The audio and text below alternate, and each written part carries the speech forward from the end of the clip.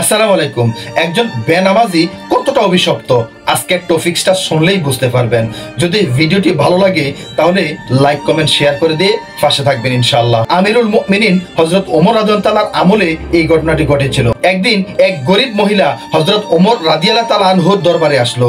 বলতে লাগলো, আমিরুল মুমিনিন, আমার হাত থেকে এক শিশি তেল মাটিতে পড়ে যায় আর মাটিও তার সাথে সাথে চুষে নেয়। এখানে একটি বিষয় দেখেন যে তার হাত থেকে মাটিতে তেল পড়ে গেছে, মাটির তেল চুষে নিয়েছে, সেটা কেন নিল এই বিচারও কিন্তু ওমর রাদিয়াল্লাহু তাআলার কাছে আসছিল। কি আশ্চর্যের বিষয়, তাই না? এখন আপনার কাছে আমার বিচার যে আমি আমার তৈল ফেরত চাই। আপনি একটাবার চিন্তা করে দেখুন, যদি এই যুগের কোনো রাজা বাদশার কাছে কোনো মহিলা বা কোনো পুরুষ বা যে কোনো লোক তেল পড়ে গেলে ওই তেল ফেরত চায় মাটি থেকে, এটা আসলে পাগল ছাড়া আর কিছু তো ওই মহিলাকে ভাই ওই লোকটিকে বলবে না। অতঃপর হযরত ওমর রাদিয়াল্লাহু তাআলা আনহু এক টুকরা কাগজ হাতে নিলেন এবং তাতে কি যেন একটা লিখলেন। লিখে ওই কাগজের টুকরাটি মহিলার হাতে ধরিয়ে দিলেন। ভাঁজ করা কাগজের টুকরোটি হাতে ধরিয়ে দিয়ে বললেন, যাও, যেখানে তেল পড়েছে ওই তেলের জায়গায় কাগজটি ছুঁড়ে মারো। মহিলাটি তাই করলো। সাথে সাথে জমিন তার তেল বের করে দিল। অতঃপর মহিলাটি কৌতূহলী হয়ে ওই কাগজটি হাতে নিল এবং দেখতে লাগলো আমিরুল মুমিনিন ওই কাগজে এমন কি লিখেছে যা লিখার কারণে মাটি তেল বের করে দিল।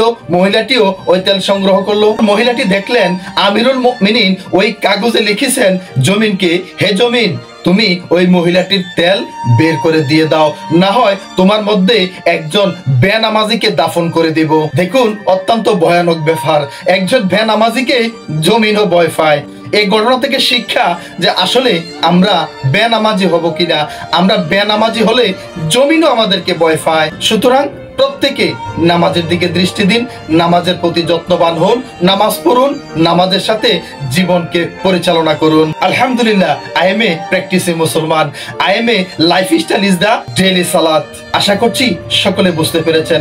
আল্লাহ তাআলা সকলকে বোঝার তৌফিক দিক এবং সকলকে প্রতিদিন 5 ওয়াক্ত নামাজ জামাতের সহিত পড়ার তৌফিক দান করুক। ওমা তাওফিক ইল্লা বিল্লাহ। নাসরুম মিনাল্লাহি ফাতহুল কারীম ওয়া মা আখিরি দাওয়ানা আনিল হামদুলিল্লাহি রাব্বিল আলামিন। আসসালামু আলাইকুম ওয়া রাহমাতুল্লাহি তাআলা ওয়া বারাকাতুহু।